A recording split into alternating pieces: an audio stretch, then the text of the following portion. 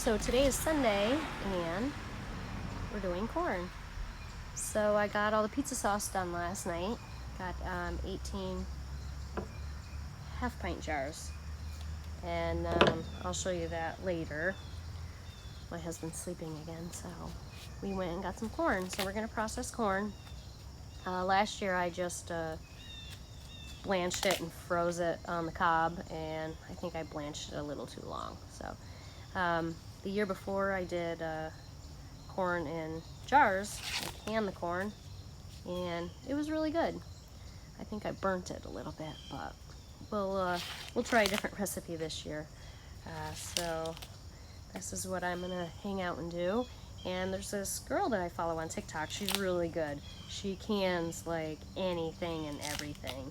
And she was saying to save the silks and dehydrate them and save them, and you can use them for teas. So I'm gonna try that. So I'm trying to cut the brown parts off the top and hang on to these. And it's a little cool today, like humid cool. It's kind of weird, but enough to wear a sweatshirt. So I wanted to,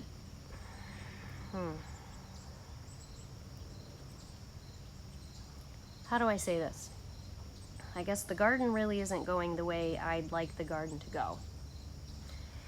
And I'm trying to come up with some different ideas to do different things.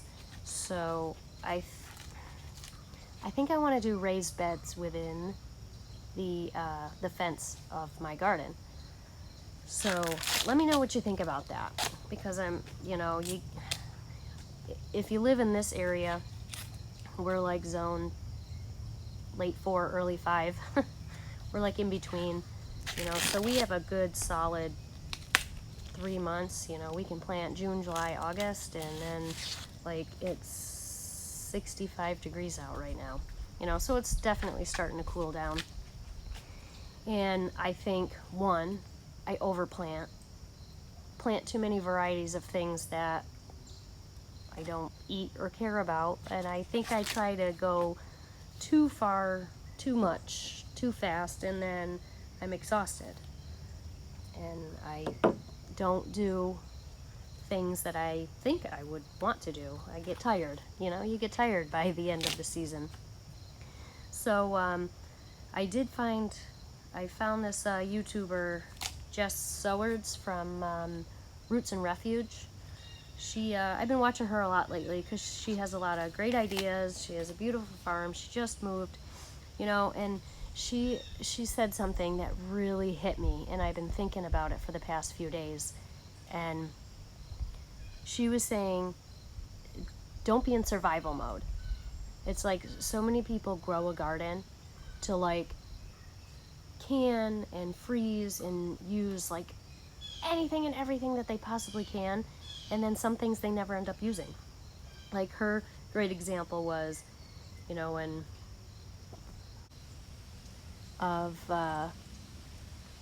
she had like a ton of cucumbers, a whole ton of cucumbers, and she ended up making like 300 jars of pickles. And she's like, we're never gonna eat 300 jars of pickles, but it's like, what else do you do with cucumbers? You're gonna make pickles and make pickles. And then her husband comes on and says, I don't even like pickles. So I think the point was, it's like grow what you're gonna eat, grow what you're gonna use, what you're gonna eat. And I think, yeah, that's a big problem. I try to grow so much, and then I peter out at the end of the year, and some things I just don't do anything with. So I'm gonna try some raised beds and see how that goes. And it's really funny because when I had turned around, one of the leghorns got out. So I went back and watched one of the videos, and she was sitting, where was she? She was right here. Did you see her? So I had to go chase her and wrangle her down and put her back in. She was none too pleased with me. Oh well. So I got my second batch of corn going. I did 12 pint jars. It was about 2 dozen ears of corn, and ended up with 12 pints. And it was really easy, this new recipe, so I decided to go back to the farm stand and get 4 dozen more. So that'll be 2 more batches. But I also wanted to show you the pizza sauce. that I made for my son Matthew, because he is the pizza connoisseur, and he's going to make us some pizza tomorrow night. I'll show you that. I'm super excited. But I ended up with the 18 jars of this. They are half pints, so, well, you can see them next to the corn, half pints. I hope it's really good. It tasted really good when I was canning it. And you know, the taste changes a little bit during the canning process and after it sits for a while. So hopefully it gets better with age, right? And so I'll show you on the next batch how I did the corn. Like I said, I followed this lady on TikTok, and she cans everything. Everything is canned. So I trust, if she puts a recipe out, I really trust her. So she fills the jar up with corn. She did a quarter of the jar of water. I did about a half because I got scared. So I did a half a jar of the water, and then I just put this little sliver of butter on top. Wiped the rims with white vinegar, and then just canned them like normal. This was a 55-minute processing time. It seemed to go real easy, so I just figured I have the time. So I went back and got 4 dozen more. So we're on batch number 2. So I ended up with 12 jars on this batch. The batch that's in there now, I got a bonus jar. I got 13 jars in there now, and hopefully we get another 12 or 13, and that should do it for the corn for the season. But yeah, I've been having a lot of fun with figuring out what we actually use. Obviously the corn, it was $8 a dozen.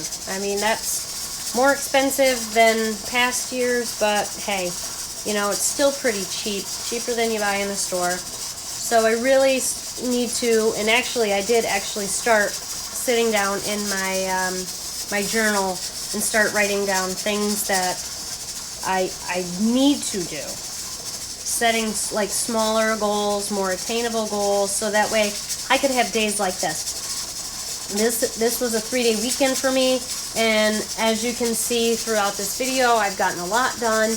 I'm very happy with my expectations. I kind of had to lower my expectations a little bit instead of going until midnight to do things. So yeah, it's been a great weekend, and I'll show you everything when we're done.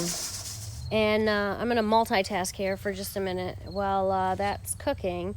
I want to get to this dill because I have one head that I can see that's starting to go to seed, and I want to dry it before it does that. This is mammoth dill, which obviously is true to the... Oh, hello, bunny rabbit. Oh, true to its name, the head is huge, the stalks are huge, but I want to dry some of it just to keep some. But I will show you where I do that. But I want to cut this down, and I actually might move this because the camera, boy, everything kind of just, I know. I planted everything too close together, as I usually do. And now that I'm gonna plan to downsize, I want to move my herbs down a little bit more, and move the onions down and around, and the garlic. I want to do better on the garlic. I want to focus more on, you know, garlic and onions and stuff that I do use on a daily basis. So we'll just cut this all down, and I will hang it up and let it dry. Big old stalks down. Oh, this one's huge. Holy cannoli. There we go. Oh, whoopsie. Holy pajamas. Yep, so here I'll show you. Yeah. Of course, it rained this morning. So these are the seeds. Let me see if I can, oh my gosh, get this in focus a little better. So these are seeds. They'll look a little darker because it rained this morning, but yeah, darn it. I tried to get out here before it did this, but I didn't see these. But I mean, look at that. That is a mammoth bunch of heads of dill right there. So I guess I'll have to put a paper bag over that head. I should cut it off right now. It smells really good. Everything smells great. Very dilly, dilly dilly. So here we go. This giant, so I'll save these seeds. I have friends that like to grow stuff too. Give you some seeds. So I am literally just going to try to put this dill head in this paper bag. Because like I said, it rained this morning and these are still pretty wet. But I don't have time after today, and I really wanted to get the dill out. Because if you've ever grown dill, see there's a seed right there that fell on me. If you've ever grown dill, it goes to seed and then it just grows everywhere. It comes up the next year and just grows and grows and grows. So I will leave this here. And I'm just going to tie this up.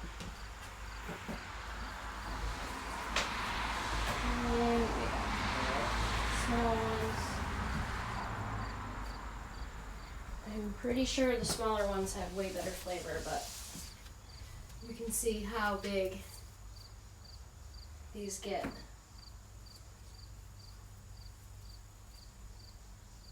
I'm just gonna tie them.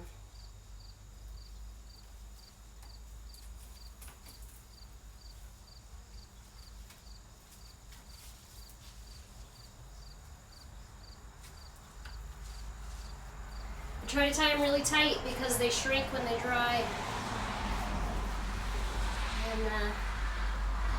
And they fall to the floor, but usually by then they're dry. Oh, they smell very dilly though. There's that. Get the smaller bunch. And then the dill is done. Done for the year.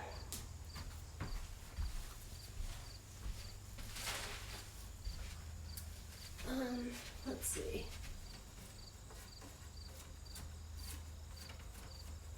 Anyways, I'll move them over after.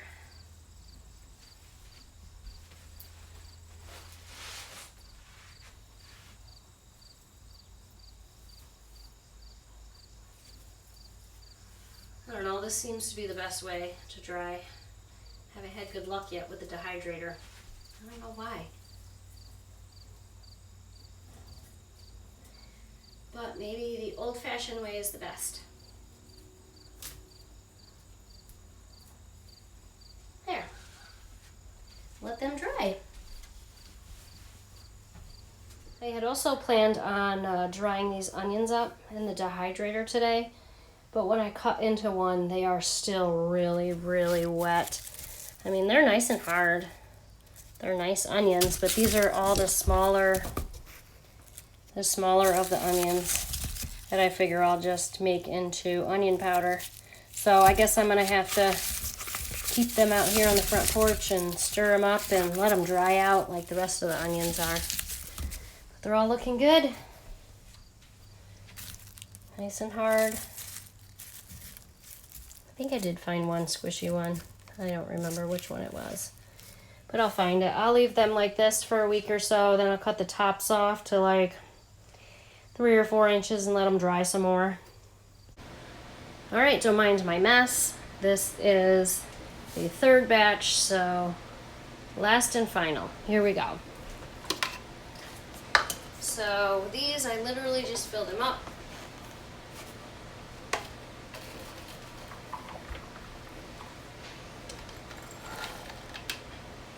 Now I did not blanch these, so they look really nice cooked. So maybe that was my problem before. I probably had blanched them too much, and they were almost burnt. Well, they tasted burnt, so they probably were burnt. So I'm going to fill these up to about 1/2 inch of headspace. So pretty close to the top.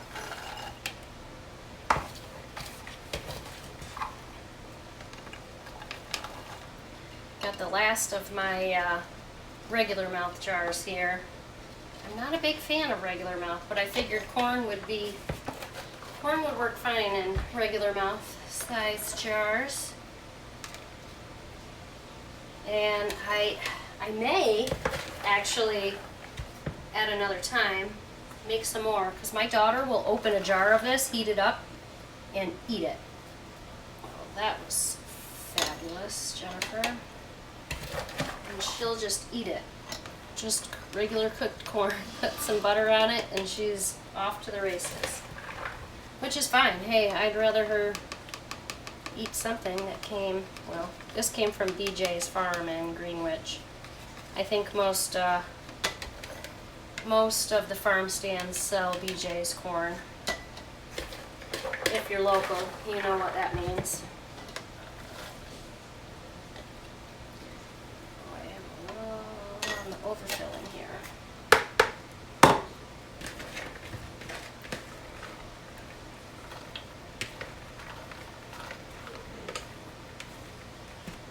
Alright, so now fill all these up. Then I put a little sliver of butter in the top.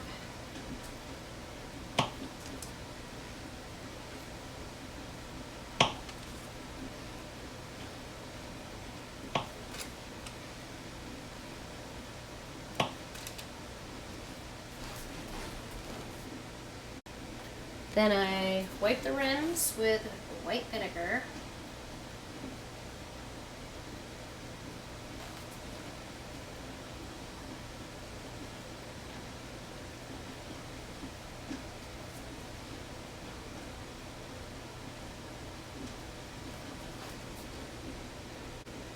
And then put the lids and bands on.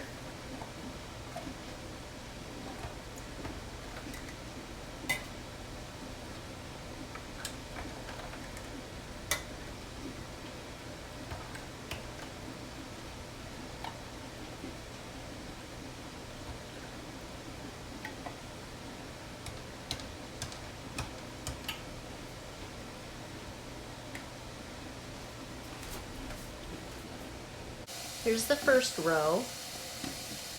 Then I put this little plate divider on top of those, and just enough room on the top.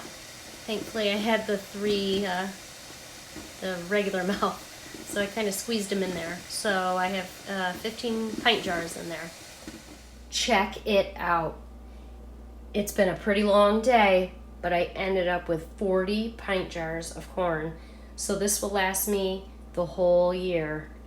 It has been a very tiring, very long weekend, but I think I've done pretty well.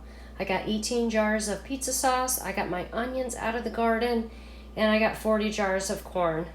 I find that as a big win, but this is what I like to do when I'm home.